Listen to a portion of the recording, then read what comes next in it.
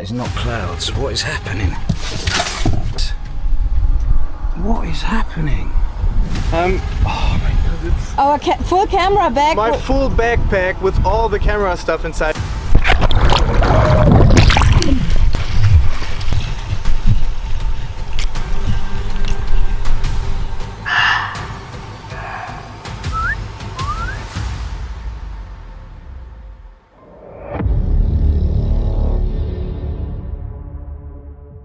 On June 23, 2025, a well-known YouTube channel famous for upbeat road trip videos took an unexpectedly dark turn. What started as a simple birthday gift search for the creator's mother quickly unfolded into a night involving arson, a suspicious stranger, and a rushed escape from danger.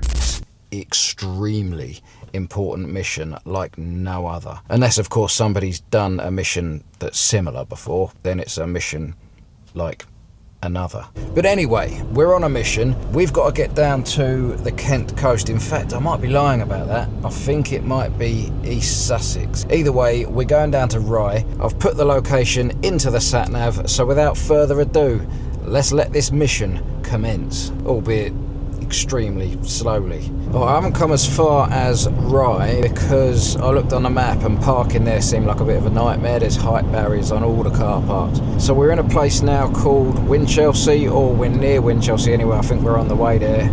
We should be there in 1 minute. And because the antique shop is going to be shut today already, I'm thinking we're just going to rock up here, have some dinner, which is something I've never had before, by the way, and then from there we can go on to this shop in the morning. I found this one here. I don't know if I trust it. Is it wide enough? Far enough from the danger of the road? I reckon it probably is, right? I think actually I might spin around and go a little bit further back up the road. The ones up there, whoa, I'm stacking it. The ones up there are more like spaces just for one vehicle, and I'd rather, just in case we get loads of visitors. Quite, it's a bit windy out here, but I thought I'd show you these sheep and the view before we head back. Look at that. But yeah, also this one here is on a little bit of a wonk. So let's get back in the van, spin it around, and I'll go to one of the spots that I saw further up there. All right, this one here seems better and a little safer. Plus we do also have some sheep over this side as well. So let's drop the anchors and prepare to live. The plan had been straightforward. Drive to the historic town of Rye, wander through antique stores, and find something uniquely meaningful. But after dealing with parking issues around town, the creator opted instead to spend the night near Winchelsea Beach, a quiet pull-off surrounded by open fields of sheep and peaceful coastal scenery. It looked ideal. He settled into a secluded lay-by, enjoyed a calm evening, cooked dinner, admired the view, and prepared for bed. But everything shifted when a van pulled into the same lay-by, uncomfortably close, despite plenty of other space. Moments later, a man dashed past the creator's camper, clearly out of breath. Then the smoke appeared. A glow lit the road ahead. Flames began rising into the sky. I'm so confused about what's going on outside, right? Look at this. What is that? It looks like smoke coming out. Right, hold on a second, this is bad. Right, some lorry was just outside mine, or just out the front. I swear that's a fire, that is not clouds. What is happening? It is. What is happening? Right, so I'm trying to film me at the same time as filming the fire up there. Something bad's happened, obviously. I know who it was because there was someone on my CCTV. It was all a bit weird. I'll tell you about it in a minute. I'm going to go speak to this bus driver. I'm just going to go spin my van around in case someone comes back and does that to my van, because someone's done that. It has looked like it has been done. Well, it has been done because the geezer just ran past me, jumped in his motor and sped off that way. Right, someone set fire to the van that's just down the road behind me, and it was the person who was parked in front of me. I'll explain more in a minute, but I need to move my van in case they're going to do it to mine as well. Obviously I'm no longer going to be staying here, but the old Bill, they're going to want to talk to me about this. I can see a flashing light up near it, so that's obviously some sort of traffic control coming along. The restful stopover instantly transformed into the scene of a crime. One of the nearby vehicles, likely the same van that had arrived earlier, had erupted into flames. As the fire grew, traffic slowed, and emergency responders hurried toward the blaze. The YouTuber quickly moved his own van to a safer distance, concerned the fire could spread or that whoever had set it might return. From a safe vantage point, he filmed the event and waited for police to arrive. He watched the vehicle burn until nothing remained but its skeletal frame. The camper van is fully ablaze behind me there. This is no joke. We've got a massive tail of traffic all down here. I can hear the fire engine in the background making its way up. This is not good. There we go.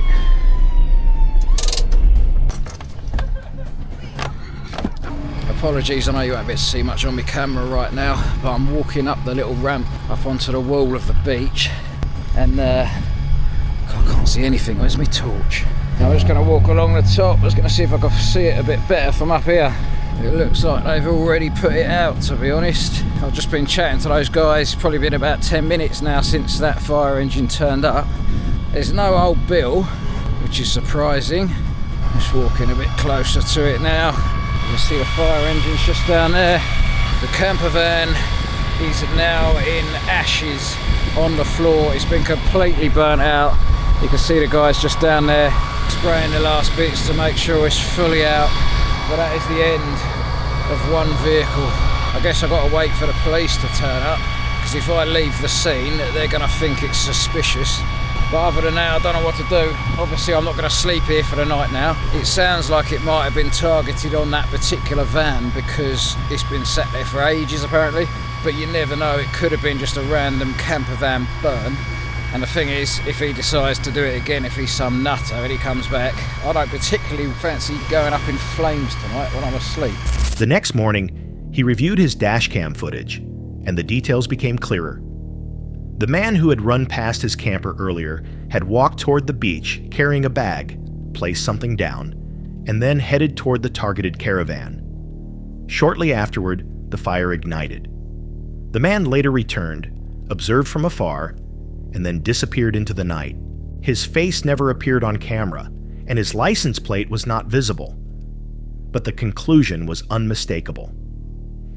This wasn't accidental. So let's just talk you through this on the actual timeline of exactly how things happen from my point of view. So first of all, obviously, as you saw, I made the world's most glorious toasty. And then after that, I actually made a second one off camera because I just wanted to enjoy the pure goodness to myself. And whilst I was eating that, I heard an out-of-breath man running past my van. It sounded like he was in a rush, right? In fact, no, let's back up a bit before that. When I was eating my second toasty, I looked up on the CCTV and I saw a van just parked up in front of me. Now, bear in mind that I'd chosen to park in this particular lay-by because it's a small one. Now, some of these lay-bys up here are absolutely massive. There's other small ones as well, but there's plenty of them, right? So I thought, if I park there where that car was, that's where we were, no one's going to come into this spot because there's just no need for it. And whilst I was eating, I looked up on my CCTV, like I said, and I saw a van was parked there. Now, I was going to get out of the van and make a joke about it. I was going to say, how dare they park in my driveway and all this, just for a laugh.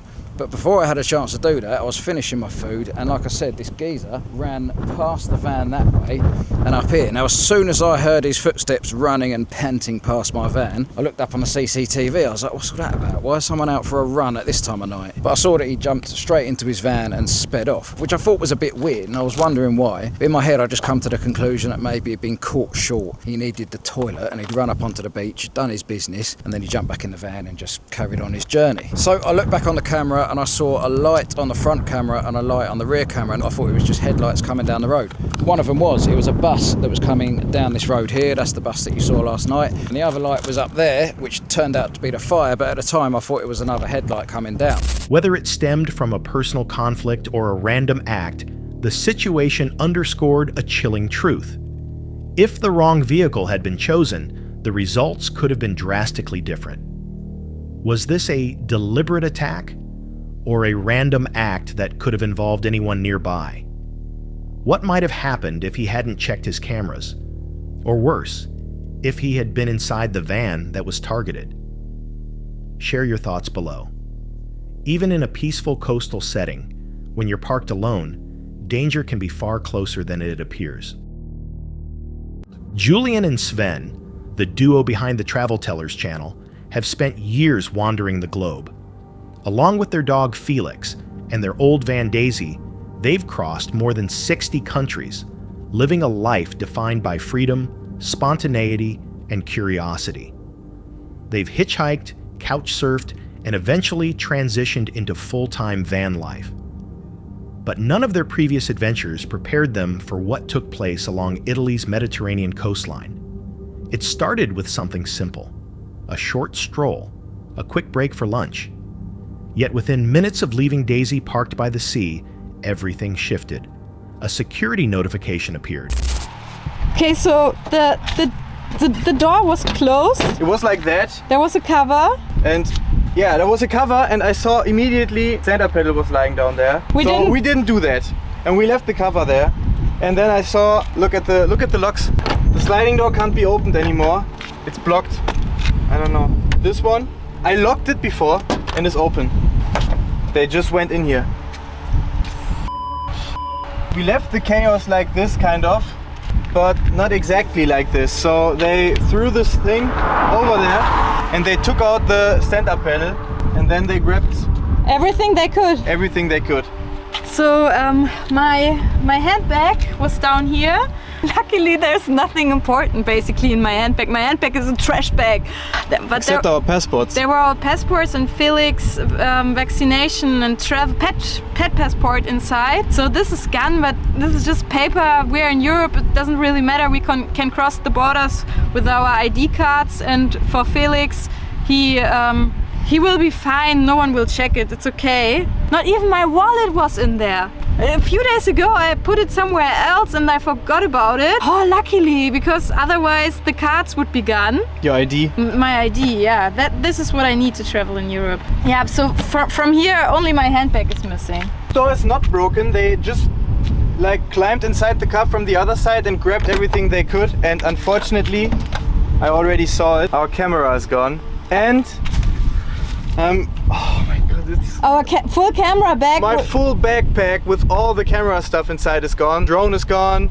The all of camera. the camera, the lenses. lenses, and our memory cards. At first, they didn't think much of it. The system had sent false alerts before, but this time felt off.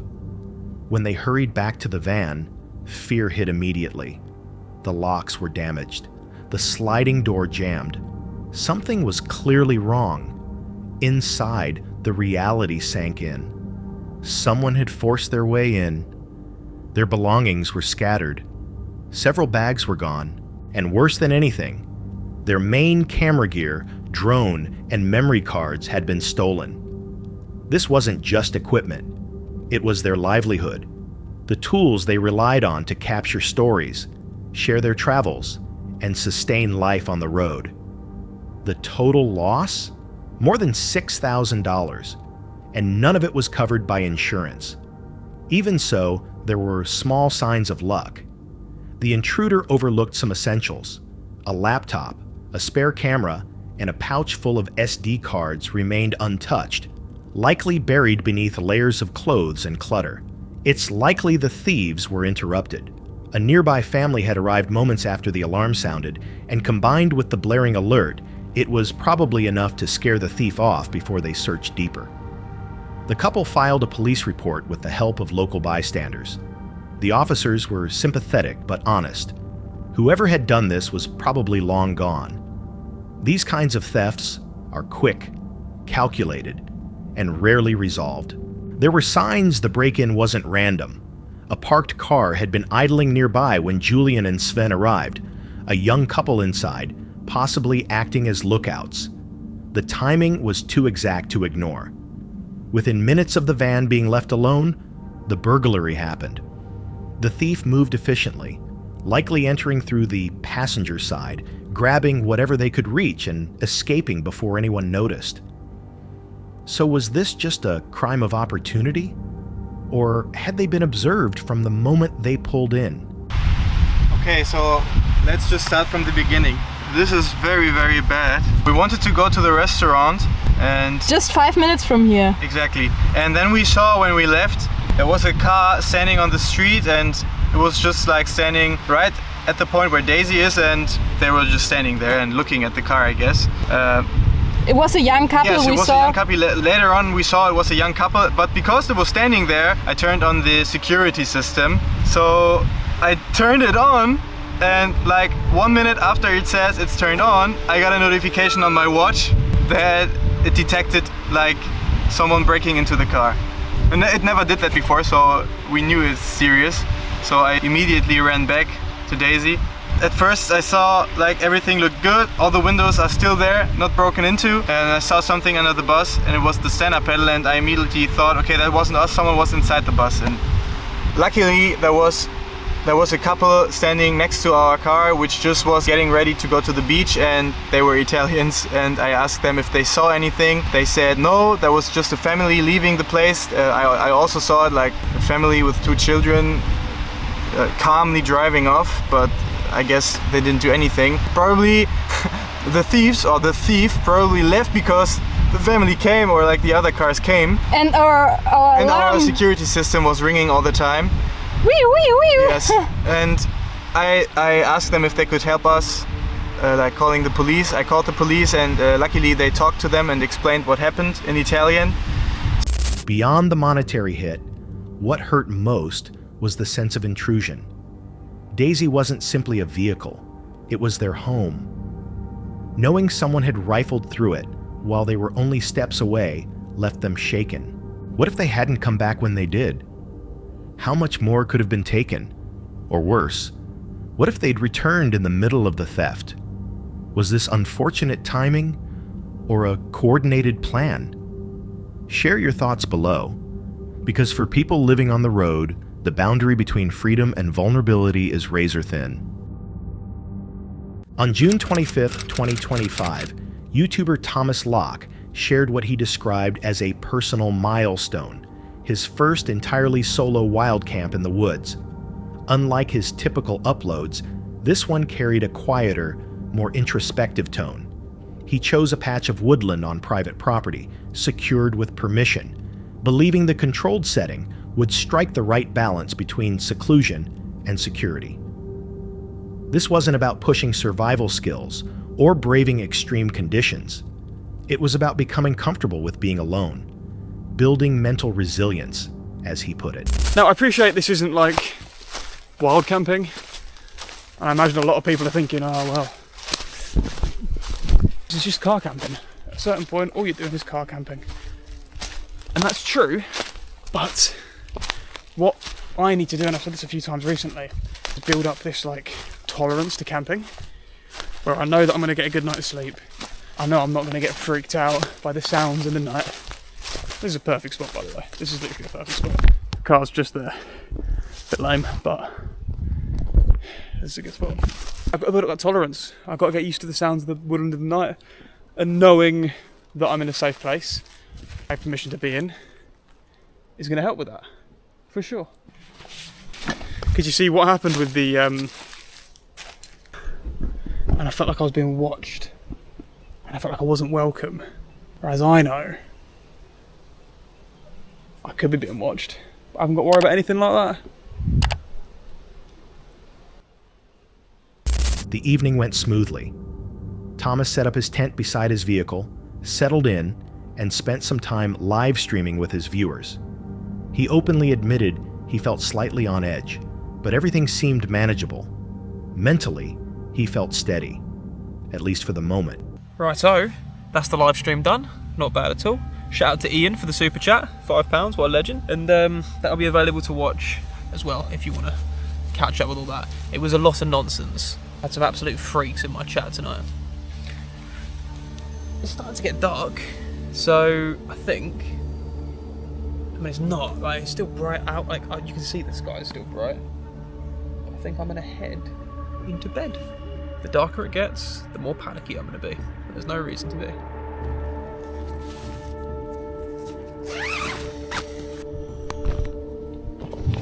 I won't lie.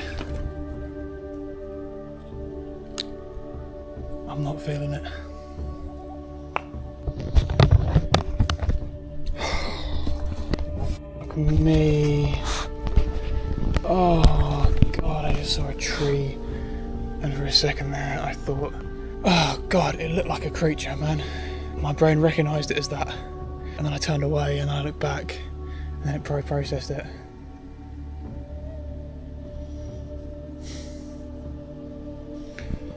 Yeah, no, I'm not feeling it, boys.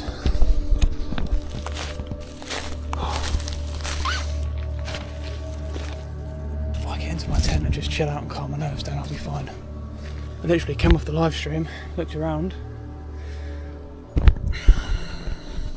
But once the stream ended and daylight slipped away behind the tree line, the comfort that comes with visibility disappeared. He started reinterpreting shapes in the dark. A tree trunk briefly registered as something else entirely, his brain convincing him there was a figure standing nearby. I'm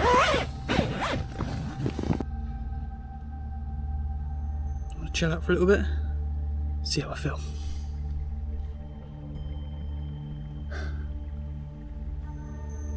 I need to get over it, man. I need to get over it. It's as simple as that. Persevere. Just what I wanted. Monk Jack going crazy. I'm chilling out though. I'm glad that I caught that sort of moment of like doubt on camera. It's very hot. I'm gonna stick it out. That would be a terribly freaky noise if I didn't know what it was.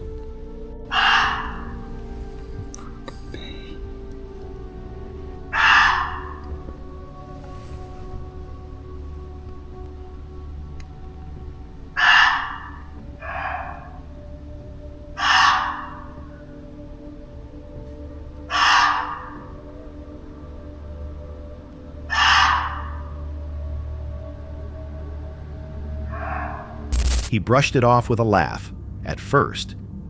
Then came the sound. As he began to drift off, a sharp, chilling cry shattered the quiet, something that resembled a human scream. His body reacted instantly, jolting him upright before he could consciously make sense of it. It happened again, and again, for more than 20 minutes. Eventually, Thomas deduced it was probably a muntjac deer, a small species known for its unsettling, almost human-like vocalizations. But even with an explanation, the psychological impact was already in motion. The atmosphere had shifted. The sense of calm was gone. Unable to unwind, sleep became out of reach. Every crackle of underbrush, every gust of wind felt magnified, as though something unseen was inching closer. After trying to ride it out, Thomas ultimately chose to leave. Not out of terror, he later clarified, but out of sheer fatigue. Staying meant no rest, no peace, only escalating tension. He broke camp quickly, in the instinctive way many wild campers do when something just feels wrong. No hesitation, just a quiet retreat back toward the road. It's easy to label moments like this as simple overreactions, misreading normal forest sounds when alone at night. But the mental weight of isolation can be immense. And the muntjac scream, often compared to the sound of a woman crying out, is notorious among night hikers and campers in the UK. Yet even when we rationalize a noise, our bodies don't always follow. Instinct often reacts long before logic catches up. Was it truly just a deer? Or was something else, older, silent, and far better hidden, watching from the woods that night? Share your thoughts below. Because in deep forests, fear of the unknown can sometimes turn into the sense that something unknown fears being seen. The newest upload from Four Wheels to Freedom, a channel built around full-time van travel, opens with upbeat energy and reflective moments. As the couple wraps up their trip through Spain and France, they look back on recent highlights, a freshly cleaned camper, and the excitement of reaching their first YouTube milestone, 100 subscribers. The intro feels warm and relaxed, complete with light jokes and a few appearances from their beloved dog Jackson. The vlog continues with a wholesome blend of appreciation, travel recaps, and upcoming plans. They tease 2 big international journeys planned for next year, while promising more UK-focused camping content until then. Just want to say thank you to all our new subscribers. We're now at 100 subscribers. Whoop, whoop. Gonna have a drink tonight, guys, because that was the middle of the night I hit 100. Our aim is by the end of, no, I don't know what my aim was actually by the end of this year to get to 100 subscribers, and I'm there halfway through the year. So maybe we could get another 100 subscribers before the end of the year. I look like I got a bit of colour, don't I, guys? Do you think? Right, guys, so we'll catch you on the next one. I'll think the next one for you, maybe reviewing a campsite, a restaurant, because they do food here, so we're going to have a little review of the restaurant. Guys, also, comment below what sort of videos would you like to see from us when we're back in England. Obviously, we'll do some English campsites, but would you like to see some day in the lives of us in the UK? Oh, we've got a visitor. Hello, darling. You come to say hello to the vlog of your waggy tail. Waggy tail. Where's Mr. Waggy tail? Viewers are invited to comment on what kinds of videos they'd like to see once the pair return to England, whether that's campsite overviews, daily van life routines, or something entirely different. But midway through their drive back from Europe, the mood changes abruptly. While traveling along a quiet section of French motorway, on their way to the Eurotunnel, they come across a startling sight. A car on the shoulder, fully consumed by flames. Thick smoke drifts across the road, and waves of heat pour off the burning vehicle as the couple slows down cautiously, filming the moment and wondering what kind of car it was and whether emergency help was already on the way. Moments later, a fire engine appears in the distance, making its way through traffic as it tries to reach the scene. Despite the unsettling situation, the couple remains composed, ensures they're safely out of harm's path, and continues their trip. Oh, bloody hell, we've got a bit of a... That's a car or a lorry or something. That's black. Yeah, it's a car there. Bloody hell. Oh, they've got out. Yeah, he's there. He's out of it. Filming it.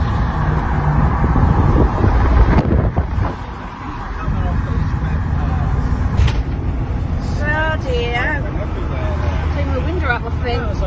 You could feel that heat. Whew. I don't know, I got it on film. Electric fire. That's the fire engine there, trying to get through. Yeah. Definitely some heat coming off it. Yeah, definitely. Bloody hell, guys. Just as we touched back into the French border. Just like that, guys. We're on our way home. Well, to the Eurotunnel. In France. We're now going to get the Eurotunnel. Yeah, we're in Bray-Dunes or something like that. I'll put a little thing there, you know what I'm like with my pronunciations. Yeah, I'll put a little clip of the beach from yesterday. Once they clear the blaze and pass through the French border, the video returns to its familiar cheerful style, complete with beach flashbacks and a gentle, upbeat outro. The episode captures van life at its core, unexpected twists, genuine feelings, and the contrast between simple joys and sudden, intense moments. The roadside fire added a jarring edge to an otherwise easygoing journey. It serves as a vivid reminder of how quickly circumstances can shift when traveling. With no information on what caused the blaze, viewers are left wondering whether everyone escaped safely and how long emergency crews take to arrive in less populated stretches of highway. Have you ever come across something this dramatic during your travels? Share your experiences or thoughts in the comments. Life on the open road is full of surprises, some you anticipate, and others you only face when they're right in front of you. On June 23, 2025, Off the Walls After Hours made a long-awaited return to a spot that veteran viewers would instantly recognize, an abandoned trestle bridge tucked deep within the forest. Their earlier trip to this site had already suggested something was off, and this revisit only strengthened that impression. The video opens with a nostalgic vibe, but only moments after they arrive, the mood shifts when a rock suddenly hits the rails near one of the team members, creating a spark and setting a foreboding tone for everything that follows. As the trio pushed through the thick, overgrown paths, subtle but unsettling differences became obvious. Trails they remembered had changed shape. Familiar markers were fading. Vegetation had swallowed areas that once felt open. And perhaps most troubling, there was no sound. The lack of spring activity from birds or insects was immediately noted. Oh yeah. Buddy thinks he's LeBron or something. Let's go check the hole first. Oh yeah, it's been a while since we've been here, bro. There's a trail still, yeah. Oh yeah. And then there's just like a center part right here that's like no grass. Was it like this last year? I don't know. We came here so late last year. So different. It is. It doesn't look like The anything. paint and shit looks like it's like starting to get covered. That's weird. This shit looks like it's been like a pan. Yeah, it's been a while. Interesting. So we were just sitting here discussing, because it's pretty quiet. Not crickets, no birds, it's spring, which is really weird that there's no noise. We hear a ringing in the distance. Don't know what that is, but Tony was saying that, what were you saying again? It's very quiet around us. People say that it's like something scary in the area, like a predator. Yeah. So we're gonna go down to the trestle and check that out. Hopefully we are good.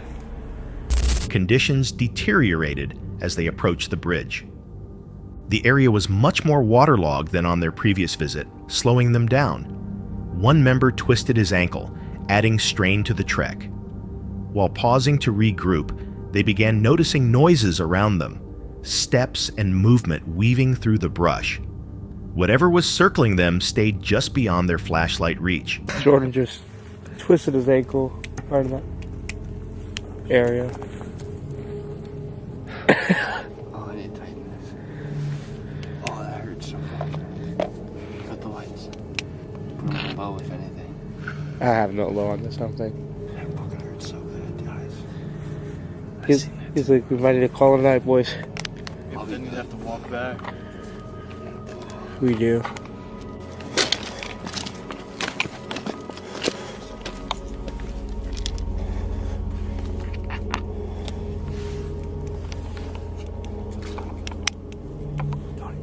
Dude, there's something right there. Something right there, though. It was right that way. It was like a rock. Crossing the bridge didn't ease the tension. A large can suddenly rolled across the tracks out of nowhere. Metallic echoes reverberated in the dark, and despite checking multiple times, they couldn't pinpoint the source. When they reached the spot tied to their earlier encounter, they discovered new items scattered about: rope, gloves, and other objects that hadn't been there before. As they were trying to make sense of it, another rock struck the rail nearby, again sparking on impact. The throw was too precise to ignore.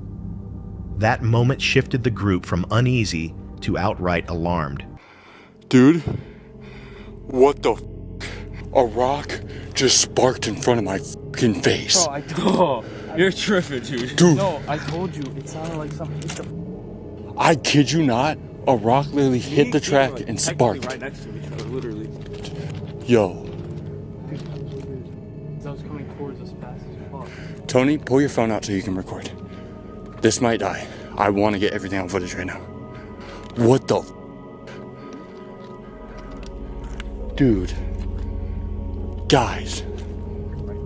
I got thrown at. Dude, it got, no. It was like right in front of me, dog. It hit the track and it fucking lit up like a fucking spark. Okay, let's be real and stop for a second. Because what the threw that at us? The first one was. If y'all are not playing, I swear to God I didn't throw shit. Because literally me and Keegan were walking dude, right next to I each know, other. I like want to, like, I know it wasn't you guys, but I want to believe it was you The guys. second one was. Because there was a I big literally rock. saw it come into my eyesight. I kind of want to sit here for a minute. Moments later, a second rock was thrown, this time from an entirely different direction. Anxiety spiked. Equipment began failing unexpectedly. Batteries drained, flashlights dimmed, and the already unnatural silence felt even heavier. The whistle? Yeah, I heard it. No, you didn't. I did. It came from right in there. That whistle. Shut up. Shut up.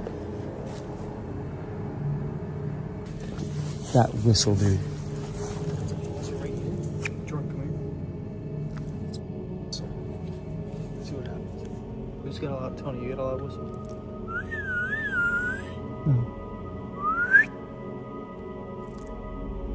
Nothing. Alright, let's try one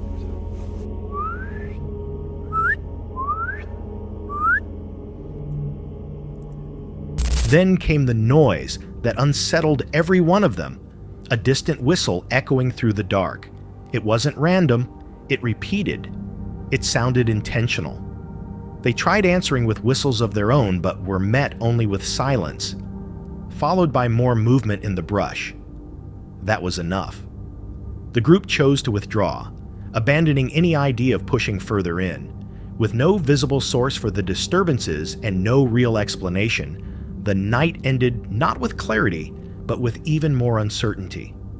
The encounter was marked by deliberate timing, precision-thrown objects, unexplained sounds, and an unnatural stillness. These details hint at something calculated rather than accidental. Was someone, or something, watching and reacting to their presence? Could it be the same entity from their first visit? And if so, why show up now, just as they returned? Share your theories on what you think was behind this unnerving experience. On February 5th, 2018, YouTuber Azra Pluto posted a video that quickly drew widespread attention, not for its laid-back summer atmosphere, but for documenting a genuine, near-fatal moment in one of the world's most dangerous natural settings.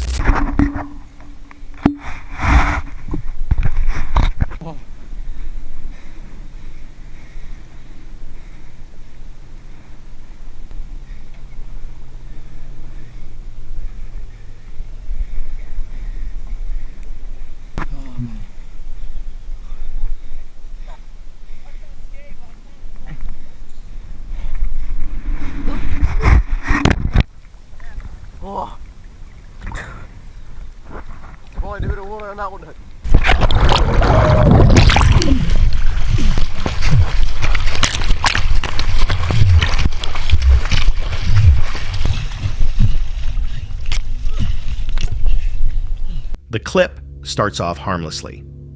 A small group of friends had traveled deep into the remote regions of northern Australia, hoping to cool off from the extreme heat of the season. They eventually found a peaceful, picturesque river, surrounded by thick vegetation and still water, that looked like the ideal place to swim. To make things more fun, one member of the group tied a rope to a strong tree branch.